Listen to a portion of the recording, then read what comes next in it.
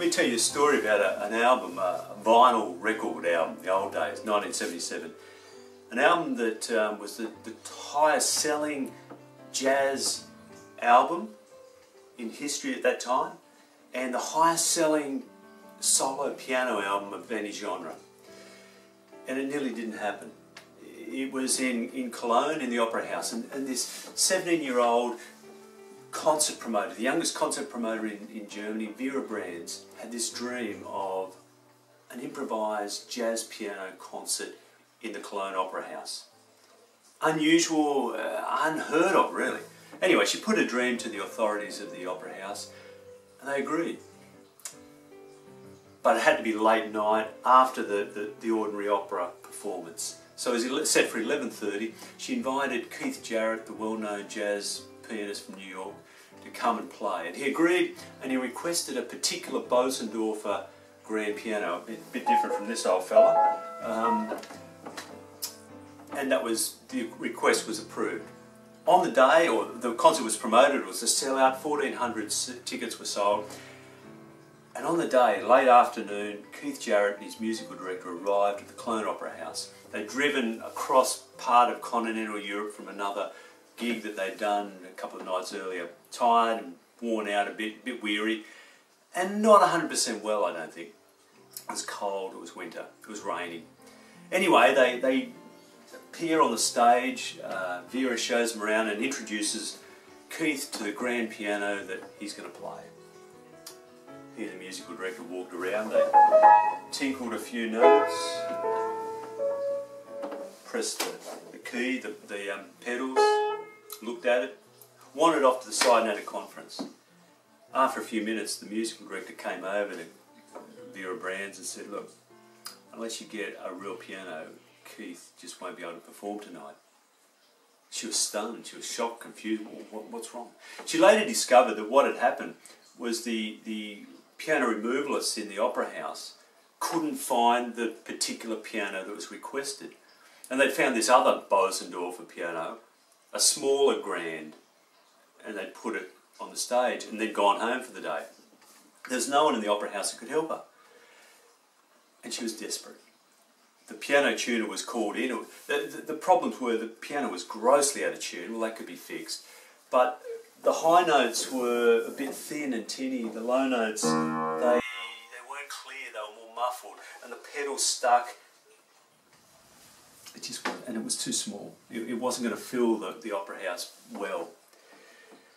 So she, in desperation, called some friends and they'd agreed to come and help push a brand new grand piano from the music store down the road up into the Opera House. But the piano tuner who had arrived said, "Look, don't do that. It'll be destroyed before you even get here."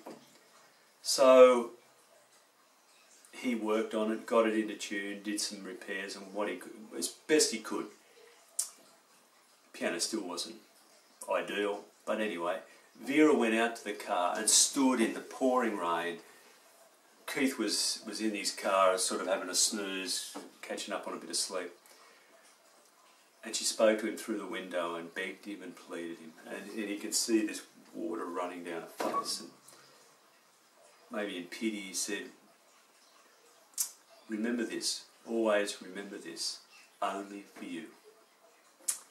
So that night, 11:30, Keith Jarrett came out on stage. He sat before this inferior, imperfect piano. A piano that wasn't loud enough, that the high notes were a bit thin, the low notes a bit muffled. And from the first notes that he played, the audience knew that something special was happening.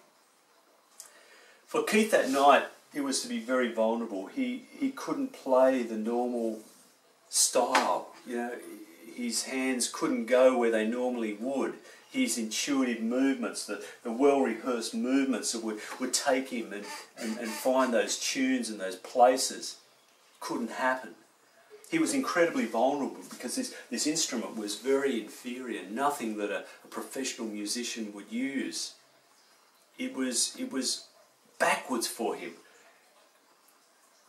And he had to play within the strengths of this piano and discover them and find them and work with him. And this instrument that no professional musician would employ, would use, was on the stage and was the instrument for this concert. And Keith had to draw out of it the very best he could. And he did. He played a lot of arpeggios down low to hide the muffledness. He didn't go too high too often, but played more in the middle.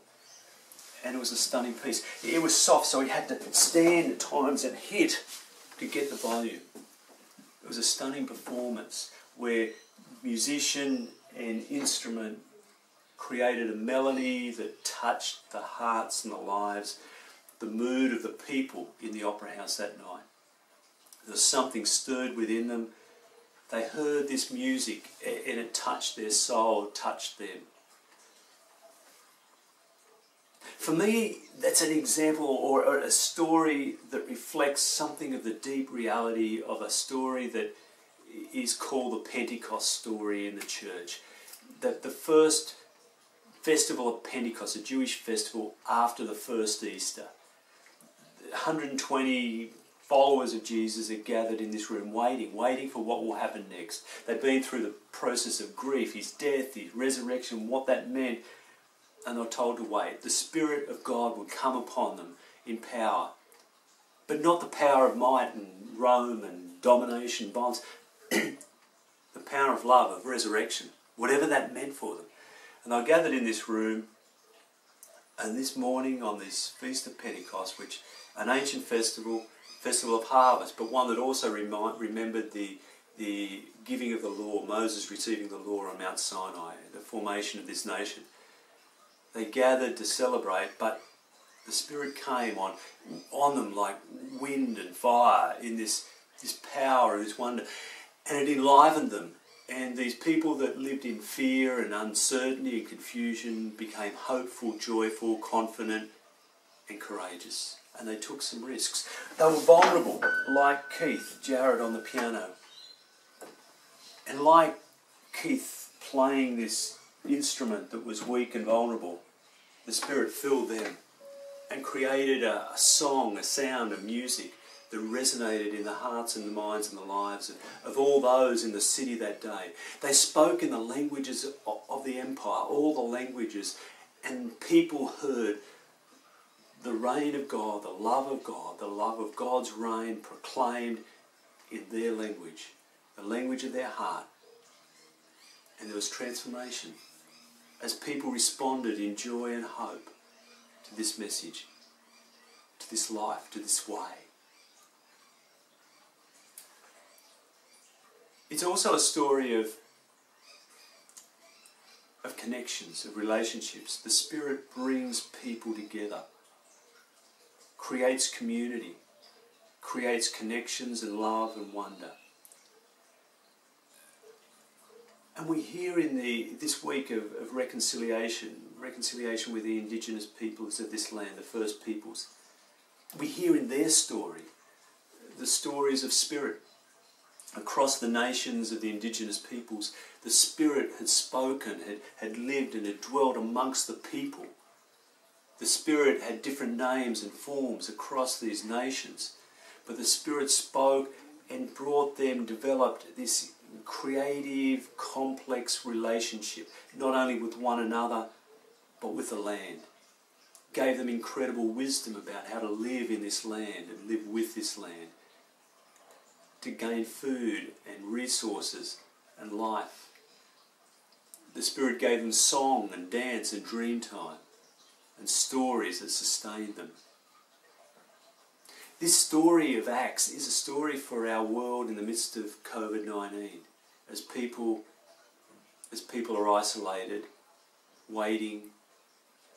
Maybe the Spirit can speak to us and connect us in different ways. The network of digital technology, of Zoom and Facebook and emails and phones and the ways we connect, bringing us together in relationship, in love. And maybe it can bring us into a deeper connection with each other and with the earth. And in this COVID-19 world, we have to work together as a world, as a human family. And understand that we are just one species. And the rest of the world, the earth, can get by without us quite well. In fact, it needs a rest from us. And if we can gain the wisdom of the Spirit that's spoken into indigenous peoples throughout the world, throughout history, we might learn to live in relationship with the earth. One with the earth, with each other, and with the God who created us all. May God be with you.